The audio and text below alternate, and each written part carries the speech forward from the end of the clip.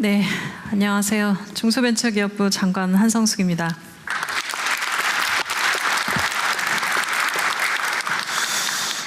제가 오늘 맡은 키워드는 혁신입니다. 올해 초에 중소기업계가 정했던 것들의 키워드들이 스스로 튼튼하게 잘 해나가자라고 정하셨던 걸로 알고 있습니다. 그 부분에서 정부의 역할도 있고 또 기업들이 하셔야 될 역할들도 있고, 오늘은 저희가 굉장히 짧은 시간이지만 말씀드리면서 한번 방향에 대해서 논의해 보겠습니다. 첫 번째로 말씀드릴 부분은 기술입니다. 아무래도 중소기업이 성장을 해나가는 데 있어서 가장 중요한 것은 앞서가는 기술이라고 생각합니다. 정부가 어떤 부분에 있어서 민간이 지금 지원하는 기술에 대한 지원하는 방식을 좀 변경하고 있습니다. 그래서 이미 팁스라고 하는 민간이 먼저 투자하고 또 정부가 매칭하는 R&D의 지원 방식을 지금보다 앞으로는 더 많이 좀 해나가겠습니다. 이 이유는 민간에서 먼저 선택하시고 그리고 정부가 후행으로 따라가는 것들의 성공률이 높았고 이것이 시장에서 통하는 기술일 때가 많았기 때문입니다. 그리고 중소기업에서 굉장히 많이 현장에서 나왔던 얘기들은 너무 단기적으로 지원한다, 1년만 지원한다라는 말씀들이 많으셨습니다. 그리고 중소기업이지만 굉장히 적은 금액으로 지원하기 때문에 우리도 더 크고 좋은 기술을 개발해야 되는데 지원 금액이 너무 작다는 말씀도 많이 하셨습니다. 고개를 많이 끄덕여지시는 거 보니까 그동안 고민들이 많으셨던 것 같습니다. 그래서 글로벌 나갈 때, 그리고 지금 딥테크라고 하는 좀 고난이도 기술 개발할 때는 4년간 최대 200억 원까지 지원할 수 있도록, 그리고 기업들이 좀 모여서 한꺼번에 지금 지원하실 수 있도록 하는 구조들로 좀 바꿨습니다. 그리고 신산업이라고 하는 부분이 있습니다. 중소벤처가 앞서갈 수 있는 부분들이 AI 관련된 부분들이 있고요. 또 제약 바이오 부분들이 있습니다. 방산이 있고 기후테크가 있습니다. 중소벤처기업부 혼자 나갈 수 없는 부분인데 다행히 정부에는 굉장히 많은 부처들이 있고 그 부처들이 규제를 가지고 있기도 하지만 또 여러분들을 도와줄 수 있는 굉장히 많은 기술들이 같이 가지고 계셔서 과기정통부와 그리고 복지부와 협업하고 방사청과 국방부랑 협업해서 그리고 기후부 협업해서 여러분들이 앞으로 새로운 시장에 나갈 수 있는 협업을 만들어가는데 집중해 보고 있습니다. 그리고 연구실에서 만들어진 기술이 연구에만 멈춰 있고 이제 기술을 어떻게 사업화시킬 거냐, 이게 창업의 아이템이기도 하지만 또 한번 여러분들의 더 한 번의 도약을 위해서는 연구기관들과의 협업도 굉장히 중요하다고 생각합니다. 그런 부분에서 연구기관의 기술 이전이나 기술을 거래하는 플랫폼이나 또 한국형 STTR이라 해서 중소기업의 기술 상용화 프로그램을 만들어내는 부분에 좀 집중하려고 합니다. 그리고 스타트업들에서 작년에 발표했을 때 가장 좋았다고 말씀하신 부분입니다. 정부가 혁신기술의 첫 번째 구매자가 되겠다라는 말씀 드렸는데요. 올해 아마 곧 관련된 부분에 발표가 좀 있을 것 같습니다. 그래서 딥테크 관련된 실증 구매도 좀 하고 공공조달의 제도도 좀 바꿔서 혁신기업들이 좀 더 조달 시장에 쉽게 들어올 수 있고 또 정부가 제일 첫 번째 구매제가 돼서 시장에서의 실패를 좀 더 정부가 감당하는 제도들의 변경을 하겠습니다. 두 번째입니다. 두 번째는 생산성 향상입니다. 스마트 제조라고 부르고 AI 공장이라고 부르고 피지컬 AI라고 여러 가지 단어들이 있지만 똑똑한 공장이라고 정리해 보았습니다.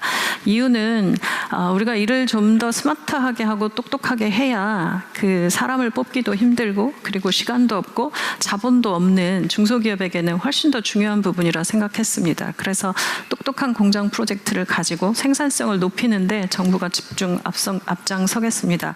이미 사실 제가 이 부분을 조금 대통령님 잘 못 알고 있던 건데 스마트 공장을 채택하시는 중소기업 분들이 이미 50%를 자부담으로 매칭하고 계십니다.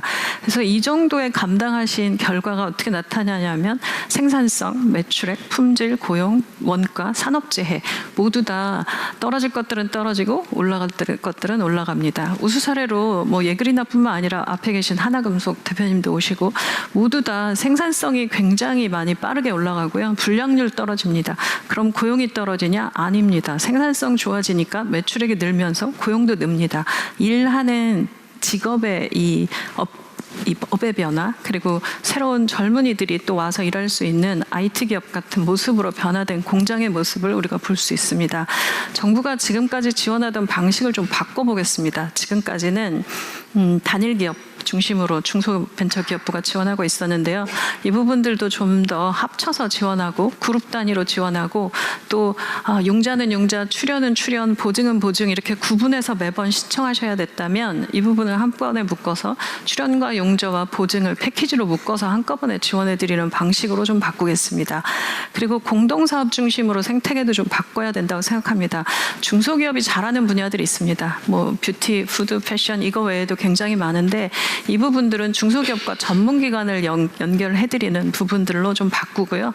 관련 부처가 같이 들어와야 합니다. 식약처 굉장히 화장품과 식품 쪽에서 중요하게 생각하시는데 같이 협업해서 인증과 글로벌한 인증에 대한 부분들도 도와드리겠습니다. 지역 특화 산업 부분은 대기업들하고 주로 작업하시는 쪽에서 많습니다.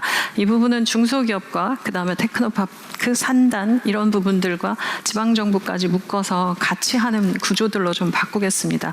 그리고 이번에 이제 새로 지금 고문하고 있는 부분인데요. 공정 단위별로 자동화할 수 있겠다라는 얘기들이 있으십니다. 그래서 이 부분은 대기업하고 협업하고 대중소기업들 간의 협업을 통해서 좀 더 현장에 빠르게 들어갈 수 있는 형태들로 좀 단위별로 바꿔보겠습니다.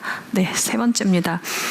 수출해야 합니다. 제가 글로벌 얘기하고 수출했더니 댓글에 어떤 부분이 말씀하셨는데요. 현장을 모르는 소리다. 우리가 지금 힘도 없어 죽겠는데 무슨 글로벌 나가냐 수출이냐라고 하셨지만 그럼에도 불구하고 저는 해야 한다고 생각합니다. 이유는 수출 기업들의 월등한 경영 성과 보시면 아실 수 있습니다. 첫 번째 회색으로 되어 있는 부분들은 평균 매출액, 평균 고용, 영업이익률 모두 다 보시면 회색으로 된 건 내수 중심의 기업들이고요. 파란색은 수출 기업들의 중심입니다. 저는 이것을 스마트 공장에서도 느낀 거지만 이유는 새로운 걸 하고 다른 걸 하다 보면 어쨌든 무언가 바꾸게 되어 있습니다. 그러면 그 사이에 경쟁력이 생기고 힘든 과정 속에서 어떻게 새로운 방식을 찾아 나갈 것인가에 대한 그런 부분들을 할 수 있다 생각합니다. 물론 장전에 중소기업이 굉장히 잘하셔서 최대 수출액도 나왔고요. 수출 기업 수도 많았고 그리고 연속해서 수출하는 기업의 숫자도 많았습니다. 이 부분 좀 더 강력하게 수출의 각 단계별로 말씀 주신 부분들의 모든 것들을 전 주기로 좀 설계를 하고요. 그리고 수출에 있어서 지금 이번에 저희가 생각하고 있는 게 첫 번째입니다. 내가 사업을 했을 때 첫 번째 수출을 도전했을 때 첫 번째로 어떤 매출을 냈을 때 첫 번째 창업했을 때 이런 이라고 하는 걸 어떻게 도와드릴 것이냐라고 하는 부분들을 정리하고 있습니다. 그리고 뷰티나 이 영역에 대해서는 좀 업종별로 다르게 접근해야 될 부분들이 있었습니다. 가장 어려워하시는 것이 인증과 관련된 부분들이었고요. 그리고 식품도 그렇지만 뷰티도 이 이름을 좀 특별한 어떤 전문 용어 작업하시는 거 그리고 문서 작업하시는 거 이런 거 너무 어려워하시는 부분들이 있어서 차별화된 업종별 지급 지원해드리겠습니다. 그리고 온라인 수출을 굉장히 강조하는데 직접 오프라인으로 먼저 나가시기 전에 테스트하기에 굉장히 좋다고 생각합니다. 그래서 온라인 관련된 수출하는 부분과 그리고 지식재산처 협업해서 K브랜드 보호하는 부분들도 좀 적극적으로 하고요. 그리고 데이터 센터나 소프트웨어 현지화 그리고 정부가 가지고 있는 코트라나 중소벤처기업부가 가지고 있는 여러 해외 중진공의 여러 그 해외 거점들을 한꺼번에 다시 쓸 수 있도록 좀 정보를 공개해 드리도록 하겠습니다. 마지막입니다. 모두의 성장을 함께 만들어 가겠습니다. 지금까지 말씀드린 것처럼 R&D, 수출, 그리고 마지막 뭐였죠? R&D, 수출, 스마트 제조, 생산성 향상. 네. 이 부분에 대해서 저희가 매번 개별적 사업을 지원해드리고 있는데 제가 와서 보면서 느낀 건 회사를 하는데 우리가 이때는 수출만 하고 이때는 R&D만 하고 이때는 공장 생산성만 하고 이러진 않지 않습니까?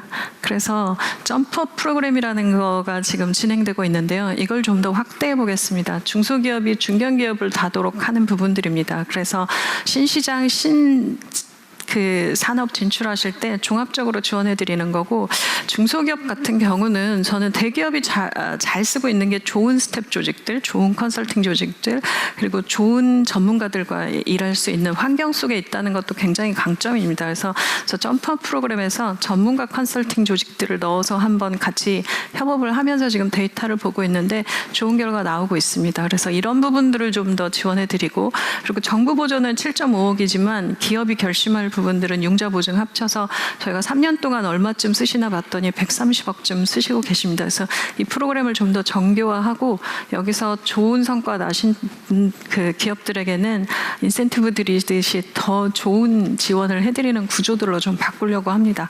그리고 지역 중소기업은 무조건 더 많은 것들을 받아가실 수 있도록 제도 정비하고 있습니다.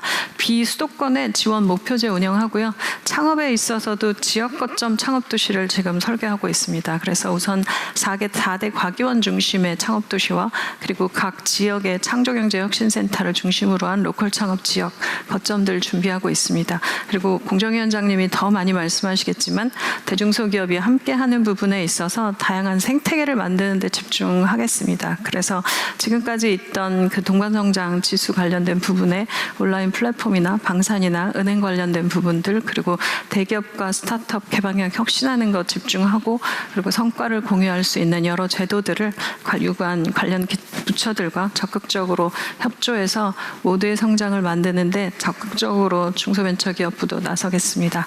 모두의 시작을 그리고 모두의 성공을 응원합니다. 정부는 최선을 다하겠습니다. 감사합니다.